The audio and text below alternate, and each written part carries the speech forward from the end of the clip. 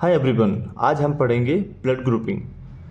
तो मैं आपको ब्लड ग्रुपिंग के बारे में सारे डाउट्स आपके क्लियर करने वाला हूँ। एबीओ ब्लड ग्रुपिंग क्या होता है, आरएच पॉजिटिव या नेगेटिव क्या होता है, उस पर एबीओ पे ए एंटीजन में कौन सा एंटीजन है, बी एंटीजन कौन सा है, या फिर बॉम्बे फिनोटाइप जो ब्लड होता है वो कैसा होता है, और एक कैपिटल एच जो फ्यूकोज फ्रेमवर्क शुगर वाला कंसेप्ट है वो क्या है। सारे कंसेप्ट हम पढ़ते हैं।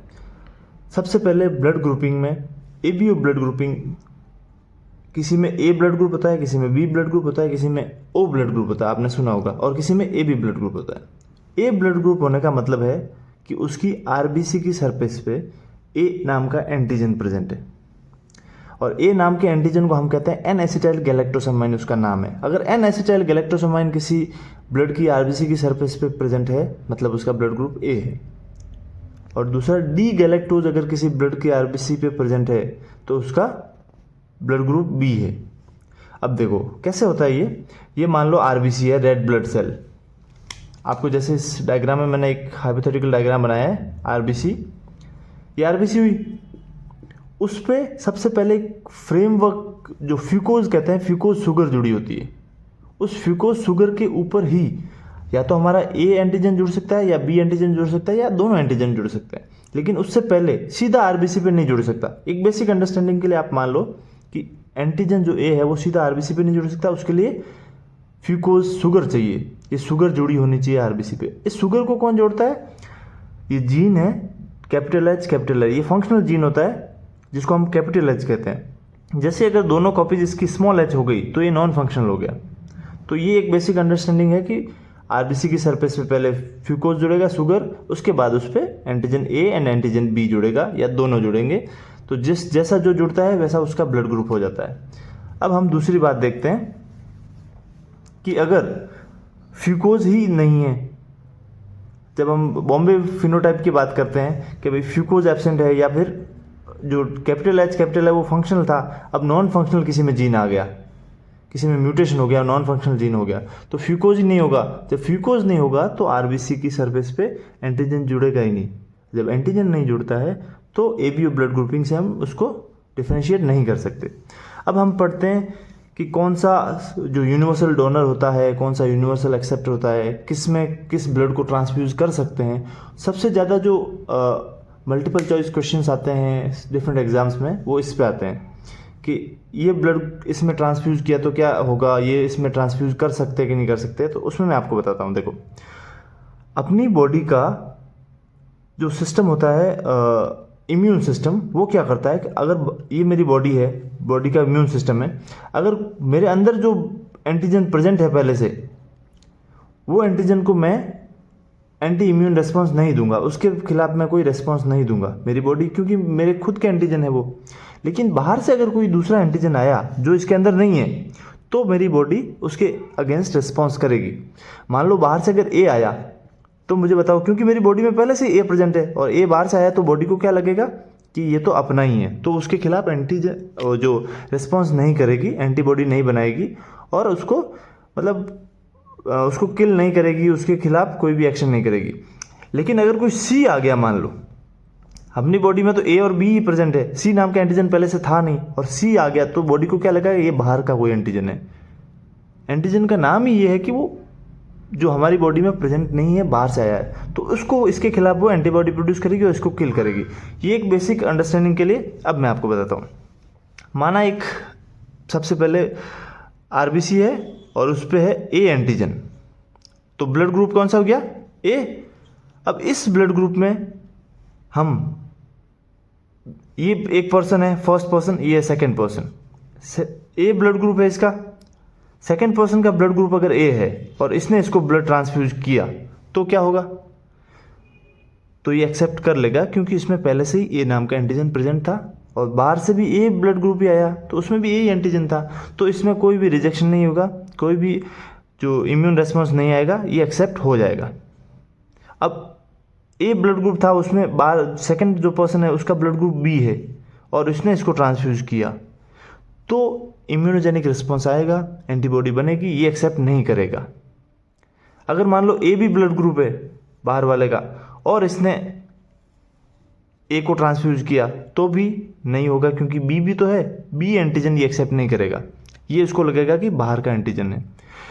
अब मान लो ओ ब्लड ग्रुप है, ओ का मतलब जिसमें ना तो ए होता है और ना ही बी एंटीजन होता है, दोनों ही एंटीजन है ही नहीं, और ये अपन डाल दे तो एक्सेप्ट होगा ही ना कि इसमें कोई एंटीजन ही नहीं है। जब एंटीजन नहीं है तो हमारा बॉडी उसके खिलाफ इम्यूनोजेनिक रिस्पॉन्स कैसे करेगी?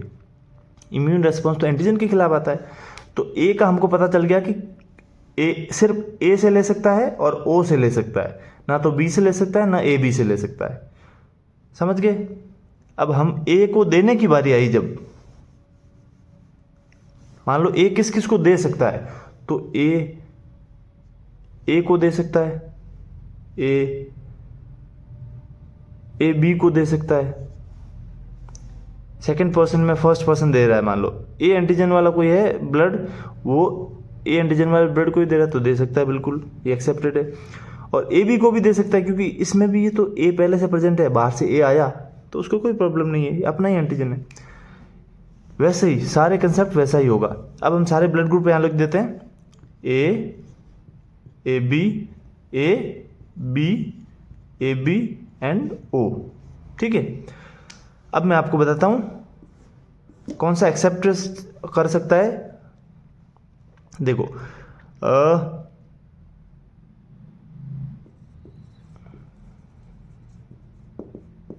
अग्लूटिनिन, मतलब ये किसके खिलाफ एंटीबॉडी बनाएगा? अग्लूटिनिन का मतलब होता है किसके खिलाफ ये एंटीबॉडी बनाता है ना। तो अगर ए एंटीजन वाला ब्लड ग्रुप है, मतलब ए ब्लड ग्रुप है, तो ये बी के खिलाफ एंटीबॉडी बनाएगा, ए बी के खिलाफ एंटीबॉडी बनाएगा, दोनों के खिलाफ, क्योंकि अगर इसको ओ दिया तो ये एक्सेप्ट करेगा और अगर इसको ए दिया तो भी एक्सेप्ट करेगा। लेकिन एंटीबॉडी किसके खिलाफ बनाएगा? इम्यून रेस्पॉन्स किसके खिलाफ देगा? वो बी और ए बी के खिलाफ। ठीक है, अब किसी के पास बी ब्लड ग्रुप है तो वो बी को एक्सेप्ट करेगा और नहीं, सॉरी, एक्सेप्ट नहीं, किसको रिजेक्ट करेगा? यहाँ एंटीबॉडी की बात हो रही ना, तो ये ए को रिजेक्ट करेगा और ए बी को रिजेक्ट करेगा। ए बी अगर इसको दिया तो उसमें ए बी तो एंटीजन है तो वो उसको रिजेक्ट करेगा। ठीक है, ओ को रिजेक्ट नहीं करेगा क्योंकि ओ में कोई एंटीजन नहीं है, और बी को रिजेक्ट नहीं करेगा, बी इसका खुद का है। अब ए बी की बात करें हम, ए बी ए को भी रिजेक्ट नहीं करेगा, बी को भी रिजेक्ट नहीं करेगा, ओ को भी रिजेक्ट नहीं करेगा।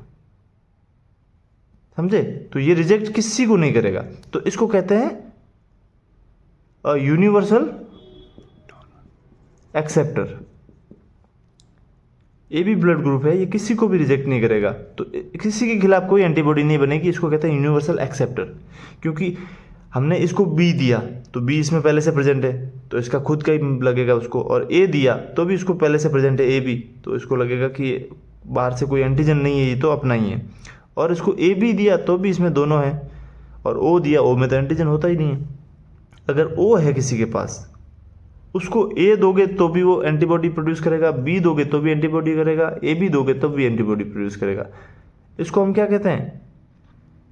यूनिवर्सल एक्सेप्टर, नहीं सॉरी, डोनर। ये किसी से ले नहीं सकता लेकिन दे सबको सकता है, क्योंकि इस पर कोई एंटीजन नहीं होता, किसी को भी दे उसके खिलाफ एंटीबॉडी प्रोड्यूस नहीं होगी। तो ये हो गया यूनिवर्सल डोनर और ए बी हो गया यूनिवर्सल एक्सेप्टर। अब हम बात करते हैं RH पॉजिटिव और नेगेटिव की। जो ABO ब्लड ग्रुपिंग है उसके अलावा एक और ब्लड ग्रुपिंग को हम साथ में रखते हैं जिसको कहते हैं RH पॉजिटिव और नेगेटिव। RH भी एक एंटीजन है, वो अगर पॉजिटिव होता है, प्रेजेंट है, तो उसको पॉजिटिव कहते हैं, और एब्सेंट है तो उसको नेगेटिव कहते हैं। तो इस बेसिस पे जिसको कहते हैं ना A पॉजिटिव है या B पॉजिटिव है, मतलब A एंटीजन तो है लेकिन उसके साथ उसमें RH भी प्रेजेंट है, तो RH पॉजिटिव का ब्लड ग्रुप अगर RH नेगेटिव को दे तो वो भी एक्सेप्टेड नहीं होता है। तो ये एक दो टाइप की ब्लड ग्रुपिंग थी। इसमें आपको क्वेश्चंस जो पूछे जाते हैं वो ट्रांसफ्यूजन के पूछे जाते हैं। कि एक मैं आपको एक क्वेश्चन हाइपोथेटिकल पूछता हूँ, a person A transfuse to a person B। अब इस पर्सन के पास ब्लड ग्रुप है O और इसके पास ब्लड ग्रुप है AB। पर्सन A ने ट्रांसफ्यूज किया पर्सन B को ब्लड, तो बताओ कि B में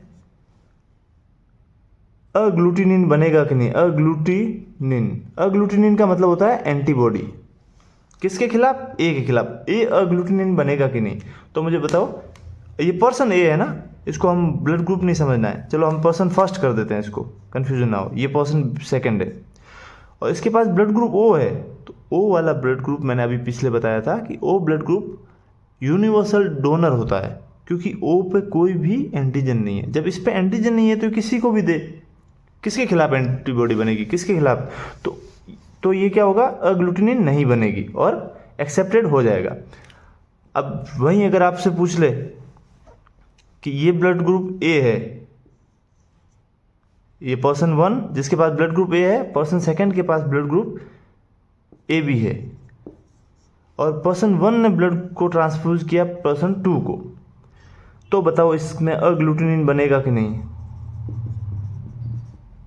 अग्लूटिनिन जिसको कहें या एंटीबॉडी कहें या इम्यून रेस्पॉन्स कहें, जो भी आप हिंदी या इंग्लिश मीडियम से हैं, तो मुझे बताओ ए एंटीजन है वो इसमें आया, इसमें पहले से भी ए एंटीजन प्रेजेंट था, भले ए बी हो लेकिन ए भी तो प्रेजेंट है, तो ये एंटीजन कोई बाहर का नहीं है।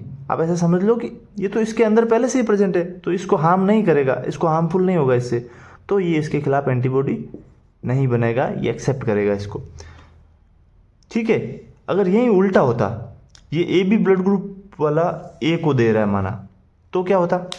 तो इसमें ए एंटीजन तो प्रेजेंट है, ए के खिलाफ तो नहीं करेगा, लेकिन बी एंटीजन नहीं है ना, तो बी के खिलाफ ये एंटीबॉडी प्रोड्यूस करेगा और इसको एक्सेप्ट नहीं करेगा। This is the basic concept. अब हम बॉम्बे फिनोटाइप तो हमने देख ही लिया कि बॉम्बे फिनोटाइप वो होता है जिसमें नॉन फंक्शनल ये जीन होता है, स्मॉल एच दोनों ही रिसेसिव होते हैं, इसलिए वो फ्रेमवर्क शुगर को ऐड नहीं कर पाते हैं। जब फ्रेमवर्क शुगर ही ऐड नहीं होगी तो उस पर कोई भी एंटीजन ऐड नहीं होगा। जब एंटीजन ऐड नहीं होता है तो एबीओ ब्लड ग्रुपिंग से हम उसको नहीं डिसाइड कर सकते। Thank you. अगर आपकी और कोई क्वेरी है या क्वेश्चन तो आप कमेंट में बता सकते हैं, और ऐसे ही इन्फॉर्मेटिव वीडियो के लिए हमारे चैनल को सब्सक्राइब कर सकते हैं। Thank you.